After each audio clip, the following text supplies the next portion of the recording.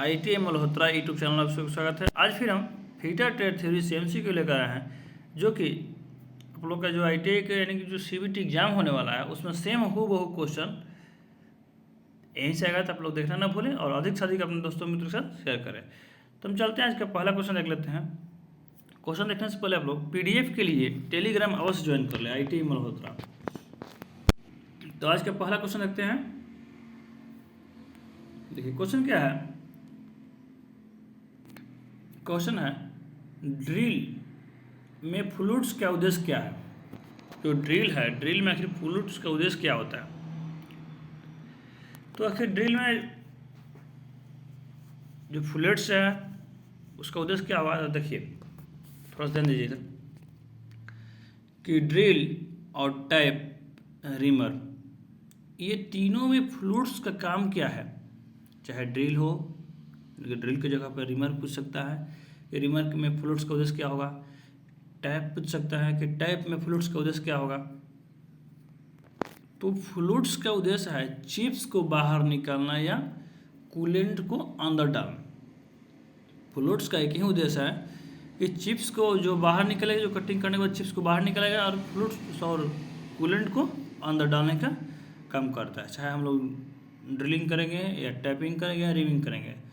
तो समझ में आ गया कि ड्रिल हो यानी कि यहाँ पे मान लो कि आपको इस जगह टैप में फ्लूइड्स को उद्देश्य क्या है, तो चिप्स को बाहर निकालना या कूलेंट को अंदर डालना। रिमर में से वही है कि चिप्स को बाहर निकालना या कूलेंट को अंदर डालना। तो इसका सही आंसर क्या हो जाएगा। तो इसका सही आंसर हो जाएगा ऑप्शन नंबर ए, चिप्स को बाहर निकालना। इसका क्वेश्चन समझ में आ गया। अब जो हम लोग नेक्स्ट अगले क्वेश्चन देखिए। अगला क्वेश्चन क्या है कि थ्रेड होने वाले छेद पर उपयोग की जाने वाले काउंटर सिंकिंग टूल का कोण क्या होता है।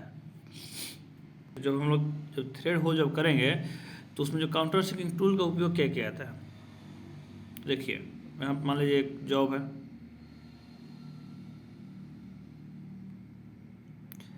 इस जॉब में हमको क्या करना होगा, हमको चैम्फरिंग करना है, यानी कि थ्रेडेड होल होने वाले छेद पर उपयोग की जाने वाले, यानी कि थ्रेड जो हो गया होल है उस पर ऊपर से उपयोग करने के लिए। तो इसमें चैम्फरिंग के लिए, अगर होल के चैम्फरिंग करने के लिए कितना डिग्री यहाँ पर उपयोग होगा, तो 120 डिग्री क्या होगा। काउंटर सिंकिंग टूल जो पूछा है, तो यानी थ्रेड होल, इनके होल के चैम्फरिंग करने के लिए अगर बात आए तो किसका उपयोग करेंगे, यानी कितना डिग्री का एंगल होगा, तो 120 डिग्री। 120 डिग्री किसका एंगल होगा, तो थ्रेड के होल को चैम्फरिंग करने के लिए 120 डिग्री का उपयोग किया जाता है। अगर इसी में बात पूछ दे कि काउंटर सिंकिंग जो है 90 डिग्री, इसका प्रयोग किया, तो काउंटर सिंकिंग हेड को, जो काउंटर सिंकिंग जो है काउंटर सिंक करने के लिए हम लोग हेड का कितना डिग्री होगा, तो 90 डिग्री। तो काउंटर सिंक हेड के लिए कितना डिग्री होगा, तो 90 डिग्री हो जाएगा। आगे अगर सेल्फ थ्रेड की बात करें, अगर सेल्फ थ्रेड करना है तो सेल्फ थ्रेड के लिए 80 डिग्री क्या होगा, 80 डिग्री। और रिवेटिंग के लिए 75, रिवेटिंग के लिए क्या होगा, 75 हो जाएगा। फिर से देख लीजिए, अगर रिवेटिंग करने के लिए कौन सा टूल का उपयोग करेंगे, कितना डिग्री का एंगल वाला, तो क्या होगा, 75 डिग्री। अगर सेल्फ थ्रेड के लिए 80 डिग्री, काउंटर सिंक हेड के लिए 90 डिग्री, और होल के चैम्फरिंग के लिए 120 डिग्री। समझ गए। तो इसमें सही आंसर कौन सा होगा, तो इसमें सही आंसर हो जाएगा option number A, sorry option number D हो जाएगा इसमें, यानी कि चैम्फरिंग के लिए बोल रहे हैं ना। इसमें काउंटर सिंकिंग टूल के कोण क्या हुआ, तो काउंटर सिंकिंग टूल का 120 डिग्री होता है। जिसका सही आंसर क्या होगा, तो इसका सही आंसर हो जाएगा ऑप्शन नंबर डी। चलते हैं नेक्स्ट अगले क्वेश्चन की तरफ। देखिए अगला क्वेश्चन क्या है कि बाहरी चूड़ी के ब्लैंक साइज जहां P बराबर पिंच और D बराबर गहराई की गणना करने का सूत्र क्या है। देखिए ये कभी कॉम्पिटिशन क्लास में भी आया था, और इससे न्यूमेरिकल भी बहुत आते हैं। ये कभी पूछ देगा कि इसका सूत्र ही बताएं, पूछ देगा कि इसका सूत्र लिखे, जो ब्लैंक साइज का सूत्र लिखे तो क्या लिखेगा। तो ब्लैंक साइज का सूत्र क्या होता है, यानी कि देख लेते हैं, D बराबर D माइनस P/10। तो जो ये D है ना, जो बड़ा वाला D है,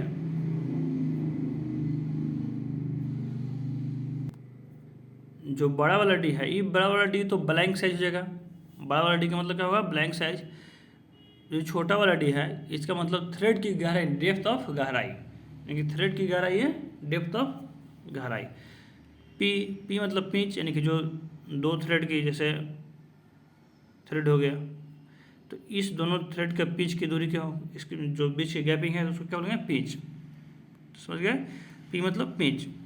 तो इसका सूत्र क्या हो जाएगा, D बराबर D माइनस P/10। तो इसका सही आंसर क्या होगा, तो इसका सही आंसर हो जाएगा ऑप्शन नंबर A। इसका सही आंसर क्या हो जाएगा, ऑप्शन नंबर A हो जाएगा। बड़ा D का मतलब समझ गए, ब्लैंक साइज। छोटा D का मतलब क्या होगा, तो गहराई, यानी कि डेप्थ ऑफ गहराई। और P का मतलब पिच। तो वही पूछा ना कि बाहरी चूड़ी के साथ, बाहरी चूड़ी के ब्लैंक साइज जहाँ P बराबर पिंच और D बराबर गहराई की गणना करने का सूत्र क्या होगा, तो D बराबर D minus P/10। Option number A. चलते नेक्स्ट अगले क्वेश्चन की तरफ। देखिए अगला क्वेश्चन क्या है, अगला क्वेश्चन है कि डाई का नाम क्या है। जो डाई दिया गया है, इस डाई का नाम क्या है। तो देखिए पहले देख लेते हैं सबका नाम। ये जो स्लिप डाई है, ये स्लिप डाई है, तो ये स्लिप डाई ऐसा होता है, स्लिप डाई ऐसा, इनके ये क्या है, ये फिगर दिखाया गया स्लिप डाई है। आगे देख लेते हैं ऑप्शन में, half die, solid die, adjustable screw plate die. देख लेते हैं, देखिए ये वाला जो है ना, ये क्या है, ये सॉलिड टाइप, सॉलिड डाई क्या है, ये सॉलिड डाई है। जो ये वाला दिखाया जा रहा है, ये क्या है, ये है एडजस्टेबल स्क्रू प्लेट डाई। क्या है, एडजस्टेबल स्क्रू प्लेट डाई। तो हम लोग एडजस्टेबल स्क्रू प्लेट डाई देखें, सॉलिड डाई देख लिए, और इधर हम लोग स्लिप डाई देख ही लिए, स्लिप डाई देख लिए। तो आखिर ये कौन सा डाई है भाई, तो ये डाई है हाफ डाई। क्या है, हाफ डाई। तो इसका सही आंसर क्या हो जाएगा, इसका सही आंसर हो जाएगा ऑप्शन नंबर बी। देखिए यहाँ पे जो दोनों डाई दिए गए, यहाँ पे दोनों तरफ से बांटा गया है, दोनों तरफ से बांटा गया, तो इस डाई का नाम क्या है, तो हाफ डाई। चलते हैं नेक्स्ट अगले क्वेश्चन की तरफ। देखिए अगला क्वेश्चन क्या है कि किस प्रकार की चूड़ी के रूट और क्रेस्ट अर्धवृत्त बनते हैं। तो सबसे पहले ऑप्शन ए में दिया गया है एकम थ्रेड। तो एकम थ्रेड के कॉपी में नोट करते चलिए आप लोग। एकम थ्रेड का जो डिग्री, जो एंगल होता है वो 29 डिग्री होता है।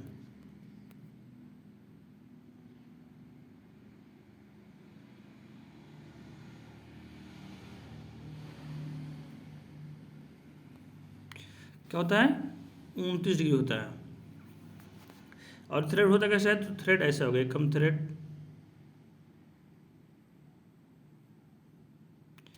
एकम थ्रेड के जो एंगल होता है वो क्या होता है, 29 डिग्री। और थ्रेड कैसे होता है, एकम थ्रेड हो गया। आगे वर्गाकार, तो वर्गाकार का क्या होगा, वर्गाकार का एंगल होता है 90 डिग्री। वर्गाकार के लिए 90 डिग्री। तो उसका क्या थ्रेड कैसे होता है, तो ऐसे थ्रेड होता है। ये क्या है, ये वर्गाकार थ्रेड का है। आगे नकल थ्रेड, तो नकल थ्रेड का एंगल होता है 0 डिग्री। क्या होता है नकल थ्रेड का, 0 डिग्री। नकल थ्रेड का क्या होता है, 0 डिग्री। ये कैसा होता है भाई, ये होगा,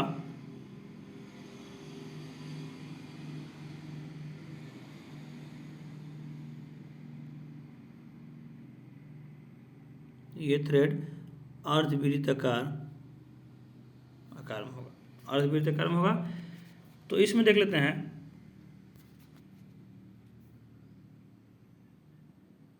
इसमें ये वाला पार्ट हो जाएगा, क्या होगा, ये रूट हो जाएगा, और ये वाला क्रेस्ट हो जाएगा।